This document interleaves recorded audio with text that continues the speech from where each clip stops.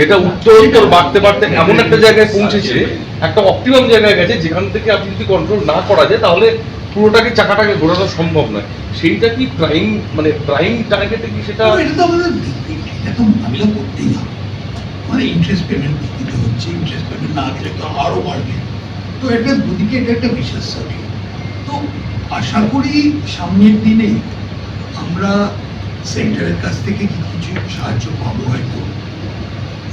অনেকে বলে এটা একটা মার্শাল প্ল্যান। আমি জানি না আপনাদের কার ইতিহাস শিখেছি যে মার্শাল প্ল্যান জার্মানির সেকেন্ড ওয়ার্ল্ড ওয়ারের পরে যখন একদম ধ্বংস হয়ে গেছিল, তখন এক ধরনের একটা স্পেশাল স্কিম দিয়ে ওটাকে আবার করতে হয়েছিল। পশ্চিমবঙ্গে হয়তো সেরকমই একটা কোন ধরনের মার্শাল প্ল্যান করতে হতে পারে।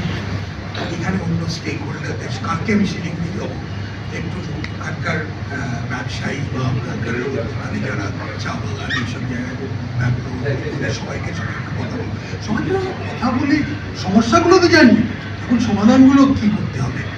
বড় বোঝা রয়েছে ডিএ, এইটা নিয়ে প্রথম দিন কোনো আলোচনা করেছে? প্রথম দিনে কিছু আলোচনা করবে, একটু মানে বুঝতে চেষ্টা করবো।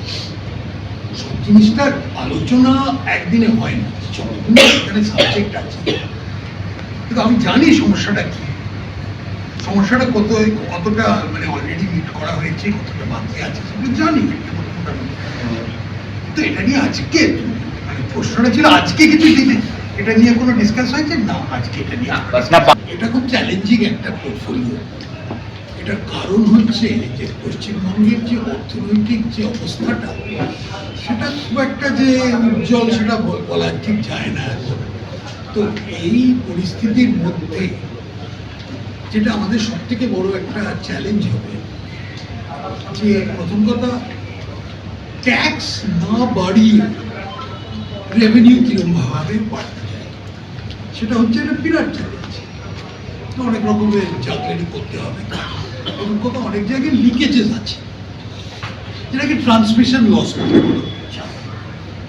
সেই লিকেজেস গুলোকে যতটা সম্ভব বন্ধ করা। দ্বিতীয়ত হচ্ছে যে অনেক জায়গায় আমরা এখানে যতটা রেভিনিউ পোটেনশিয়াল আছে সেই তুলনায় আমরা হয়তো রেভিনিউ তুলছি না। কিছুটা হয়তো কোনো প্রশাসনিক দিক থেকে কিছু সমস্যা থাকতে পারে, কিছু হতেও পারে যে এর আগে যারা ছিলেন তারা হয়তো পুরো রেভিনিউটা তুলতে চাইনি, সেটারও একটা সমস্যা হতে পারে। পুরোটা আমি এখন বলছি না, আমি বলছি যে অনেক রকমের পসিবিলিটি আছে, তো সেগুলোই দেখতে হবে, অনেক পড়াশোনা করতে হবে। একটা তফাৎ আছে যে অন্নপূর্ণা এর আগের স্কিমটা ইউনিভার্সাল স্কিম ছিল, তার মানে হচ্ছে যে টাকা মানে আপনি গিয়ে অ্যাপ্লাই করে নিয়ে নিতে পারেন, পকেট মানি হিসেবেও অনেকে ইউজ করেছিল। শোনা যায় যে অনেকে শুধু মহিলারা ইউজ করেন, মানে জেন্ডার নিউট্রাল হয়ে গেছিল সেটাও শোনা যায়। তো কিছু তো টাকা ওখান থেকে বেঁচে যাবে, কিন্তু আমি যেটা মনে করি যে দেখুন আলটিমেটলি যে ধরনেরই ওয়েলফেয়ার পেমেন্ট, যে ধরনেরই ওয়েলফেয়ার স্ট্রাকচার করতে হবে, এটা তো শুধু ভারতবর্ষে না সারা বিশ্বে আছে যে এই ধরনের পেমেন্টসগুলো। তো এটা ঠিকভাবে চলতে পারে যখন আপনার রেভিনিউটা ঠিক মতো হবে, উৎপাদন ঠিক মতো হতে পারে, অর্থনীতিটাকে আরো বাড়াবে। সো আলটিমেট হচ্ছে যে আপনার ইকোনমিটা বাড়বে, তো এইসবও আপনি এফোর্ড করতে পারবেন। তো এইটাই হচ্ছে সেটা যে মানে ফাইন্যান্সটাকে একদম এই আইসোলেশন দেখা যায় না, এটাকে পুরো অর্থনীতির সঙ্গে দেখতে হবে। সামনের দিনে অনেকেই অনেক ইন্টারেস্ট দেখিয়েছে, এক ধরনের আলোড়ন সৃষ্টি করেছে।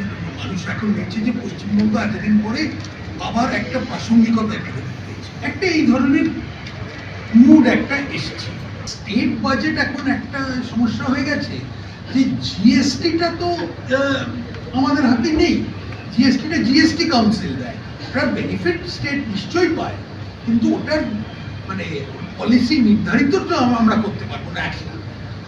এখানে সাধারণত এখন লোকে আমাদের মেন সোর্স অফ ইনকামটা কি?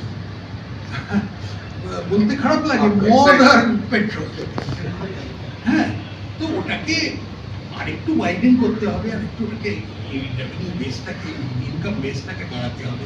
এটা একটা প্রশাসনিক ট্রিগার একটা আনতে হবে, যেখানে লিকেজ গুলো হচ্ছে, কেন হচ্ছে, ওটা কি আমাদের কোনো সিস্টেমিক সমস্যা?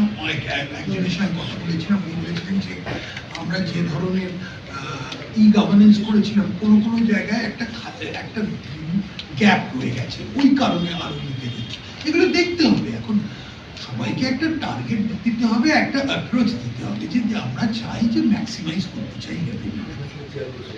ম্যাক্সিমাইজ রেভিনিউ যখন নেটটাকে বাড়ায়, মানে কাস্ট দ্য নেট ওয়াইডার, তখন ইন্ডিভিজুয়াল মানুষের উপর কত বোঝাটা পড়ে না, সেটাই হচ্ছে অ্যাপ্রোচ।